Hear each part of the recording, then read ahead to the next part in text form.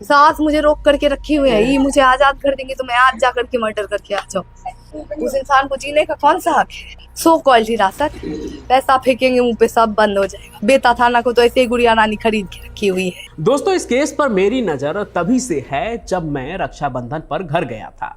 7 अगस्त की सुबह मैं दिल्ली से दरभंगा पहुंचा। एयरपोर्ट से बाहर निकलते ही कुछ लोगों को सुना, बाप ही मार दिया हॉस्पिटल में ही। पहले तो मुझे समझ नहीं आया कि लोग किस बारे में बात कर रहे हैं, लेकिन कुछ घंटों बाद जब मैंने फेसबुक खोला तो दरभंगा मेडिकल कॉलेज की तस्वीरें और पोस्ट मेरे सामने आने लगी। कहीं लिखा था आज भी समाज प्यार का दुश्मन है, तो कहीं लोग लिख रहे थे कि गर्व है ऐसे पिता पर। सोचिए दोस्तों, एक आदमी देसी कट्टा चलाकर अपने ही दामाद का खून कर देता है और हमारे समाज में कुछ लोग इसे सही ठहराते हैं। मैंने मामला जानने की कोशिश की और धीरे धीरे वो दर्दनाक कहानी मेरे सामने आई। एक कत्ल, एक कातिल, एक बेटी जो जिंदा होकर भी लाश बनी हुई है, एक मां जो होश खो चुकी है और एक बहन जो भाई के कलाई पर राखी बांधने आई थी, लेकिन अब वो भाई लाश बन चुका था। दोस्तों, ये कहानी है राहुल और तनु की। दोनों पढ़ाई के दौरान एक दूसरे से मिले और प्यार हुआ। समाज के डर के बावजूद दोनों ने शादी कर ली, लेकिन तनु का परिवार इस रिश्ते को कभी स्वीकार नहीं कर पाया। खास तौर पर उसके पिता, जिन्हें लगता था कि बेटी ने उनका सम्मान मिट्टी में मिला दिया। तो आइए शुरू से समझते हैं कि ये सब कुछ क्या है और कैसे हुआ।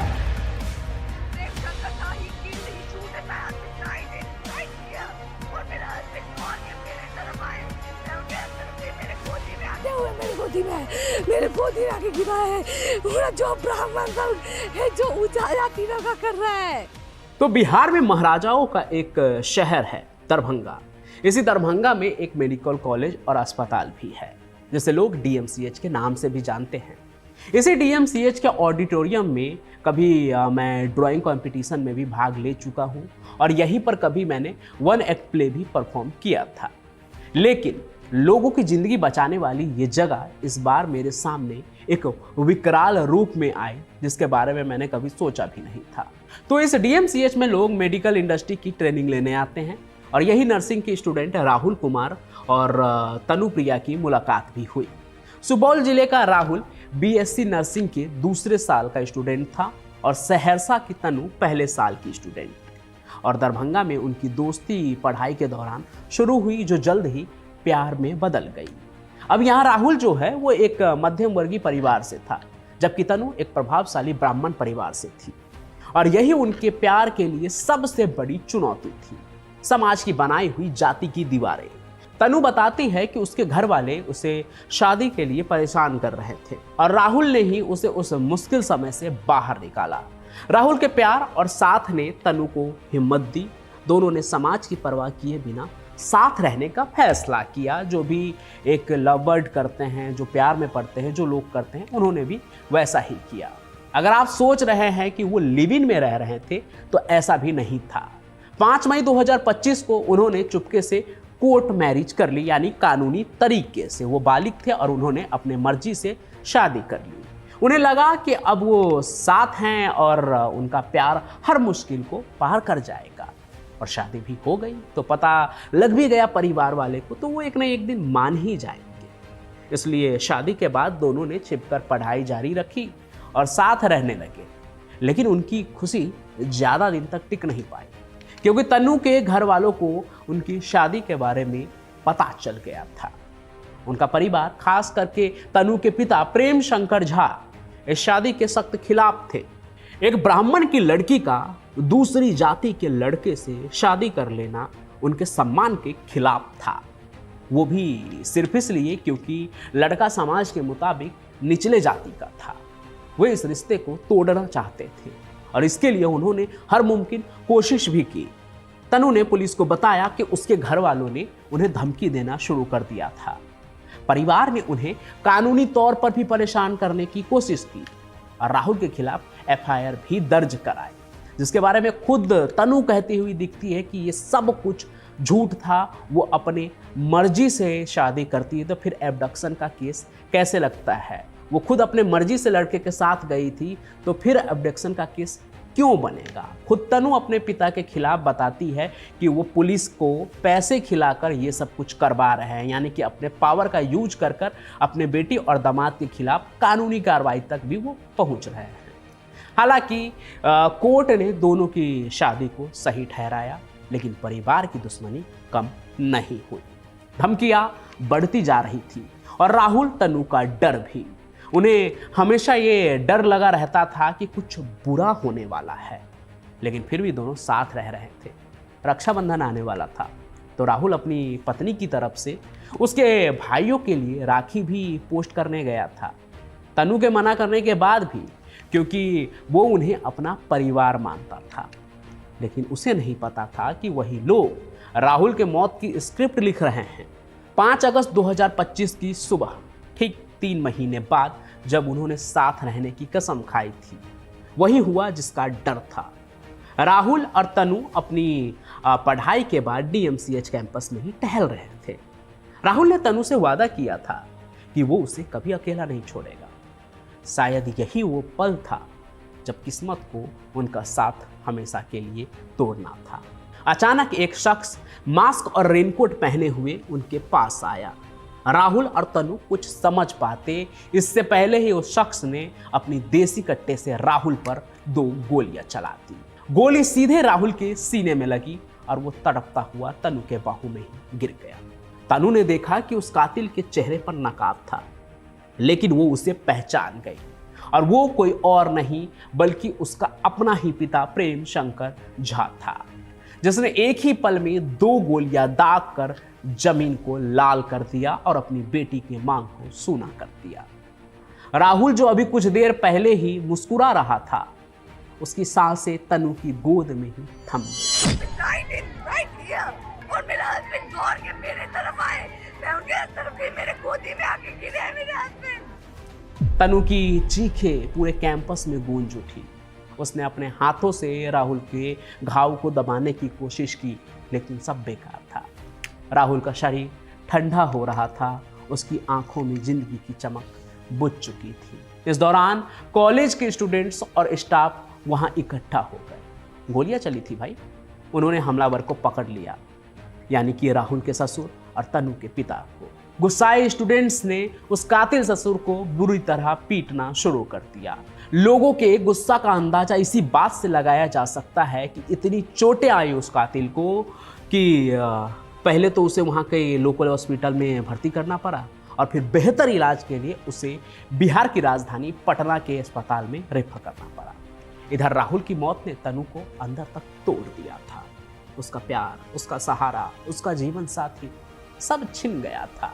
उसने अपने पति की लाश के पास बैठकर कैमरे के सामने वो सब कुछ कहा जो उसके दिल में था। उसकी आंखें लाल थी, उसकी आवाज कांप रही थी, लेकिन उसके शब्द बेहद मजबूत थे। उसने अपने पिता को शैतान कहा, अपने भाई को हत्यारा। उसने कहा कि कातिल मेरे पिता प्रेम शंकर झा ही है। He killed, he shoot my husband. उसने अपने पूरे परिवार पर राहुल की हत्या का आरोप लगाया। लेकिन ये पूरी कहानी जानने के बाद मैं खुद एक पल के लिए सन्न रह गया। मतलब कैसे कैसे लोग होते हैं। किसी की जिंदगी ले लेना इतना आसान होता है क्या? अब देखिए, अमूमन ऐसी कहानी करता नहीं हूं मैं, इसलिए मैं इन सभी चीज़ों से आगे बढ़ गए। लेकिन ठीक 2 दिन बाद, यानी मैं 7 तारीख को दरभंगा पहुंचा, उसके 2 दिन बाद 9 अगस्त को मेरे पास ना फेसबुक एक पेज है प्रगति वाइब करके, उनका एक पोस्ट आया। उसमें वीडियो था जो मेरे सामने आया। उसमें मैंने उस लड़की और उस लड़की के परिवार वाले की हालत देखी तो लगा कि सम्मान के चक्कर में कई लोगों की ज़िंदगी तबाह हो गई है। लेकिन सबसे बड़ी बात, उस वीडियो में तनु जो कह रही है तो सुनने के बाद मुझे लगा कि सिस्टम का फेलियर किसी को भी अपराधी बना सकता है। बस 1 मंथ वेट करूंगी, 1 मंथ के बाद मैं फ्री हूँ, मैं फ्री हूँ। आप ऐसे भी देखिए, सबको 1 मंथ के बाद भूल जाएगा। यदि 1 मंथ के अंदर नहीं होगा तो फिर तो मैं हूँ। तनु ने सरेआम मीडिया के सामने कहा, अगर मेरे पिता और भाई को फांसी नहीं मिली तो मैं खुद उन्हें मार डालूंगी। मैं कानून को अपने हाथ में ले लूंगी। मैं अपने पति को इंसाफ दिलाऊंगी और फिर खुद आत्महत्या कर लूंगी। तनु की कहानी ने समाज को 2 हिस्सों में बांट दिया है। एक तरफ लोग इस क्रूरता से हैरान थे और राहुल के लिए न्याय की मांग कर रहे थे। दूसरी तरफ कुछ लोग थे जो सोशल मीडिया पर उसके पिता के इस कदम को सही ठहरा रहे थे। उनका मानना था कि अपनी जाति के बाहर शादी करना सम्मान के खिलाफ है और प्रेम शंकर झा ने जो किया वो सही था। एक पिता को अपने सम्मान के लिए अगर ये करना पड़े तो कुछ भी गलत नहीं है, इसके लिए हिम्मत चाहिए। इस घटना ने एक बार फिर बिहार में तथाकथित ऑनर किलिंग की समस्या को सामने ला दिया है। ये एक दुखद सच्चाई है। हमारे देश में प्रेम आज भी जाति, धर्म और परिवार की प्रतिष्ठा से तौला जाता है। हालांकि कानून और पुलिस इस मामले में अपनी जांच कर रहे हैं, लेकिन तनु और राहुल की कहानी सिर्फ एक कानूनी मामला नहीं है, ये एक दर्द भरी कहानी है जहां एक लड़की अपने ही परिवार के खिलाफ खड़ी है, अपने पिता के लिए मौत की सजा मांग रही है, कैपिटल पनिशमेंट, और अगर कानून से न्याय नहीं मिला तो खुद हत्या करने की धमकी दे रही है। उसकी कहानी बताती है कि प्रेम अभी भी इस समाज में कितना अकेला और असुरक्षित है। तनु की आंखों में अब सिर्फ एक ही मकसद है, अपने पति के लिए न्याय। उसकी ये लड़ाई सिर्फ उसके लिए नहीं बल्कि उन सभी लोगों के लिए है जो प्रेम करने की कीमत चुकाते हैं। ये लड़ाई बताती है कि समाज को अभी कितनी लंबी दूरी तय करनी है जहां प्रेम को जाति के पिंजरे से आजाद किया जा सके। फिलहाल राहुल और तनु की प्रेम कहानी दरभंगा मेडिकल कॉलेज कैंपस के लिए एक दर्दनाक याद बनकर रह गई है। लेकिन इस कहानी पर आपका क्या कहना है? देखिए, मुझे तो ये लगता है कि तनु के साथ जो भी हुआ वो बहुत ही गलत हुआ, जिसे कभी भी समझा नहीं जा सकता है, क्योंकि जब लोगों पे बीतती है तो वो समझते हैं कि उनके साथ क्या हुआ है। वो दर्द जो होता है वो उनके लिए सबसे बड़ा होता है। लेकिन उसे कानून अपने हाथ में लेकर अपने पिता जैसी गलती नहीं करनी चाहिए, और अगर वो ऐसा करने पे मजबूर होती है तो ये हमारे सिस्टम की ही नाकामी होगी। बाकी आप क्या सोचते हैं, और आपके आसपास भी क्या इस तरह की कोई केसेज हो रही है? क्योंकि मैं इस बिजनेस में ही हूँ कि क्राइम की कहानियों के पीछे रहता हूँ। हरियाणा हो, यूपी हो, हर तरफ यही कहानी है। ऑनर किलिंग आज की तारीख में भी काफ़ी आम है। पिछले साल भी गुड़गांव का ही एक मामला था जहाँ एक कपल को उसके पिता ने, मतलब कि बेटी को अकेला देखा उन्होंने, तो 9 महीने बाद उसे मार दिया, सिर्फ इसलिए क्योंकि उसने दूसरे जाति के लड़के से शादी की थी। तो इस तरह का और भी मामला क्या आपके आसपास है? आपकी अपनी भी कोई कहानी है तो आप कमेंट में लिखिए, या आप हमें भेज सकते हैं इंस्टाग्राम पे या हमारे मेल आईडी पे।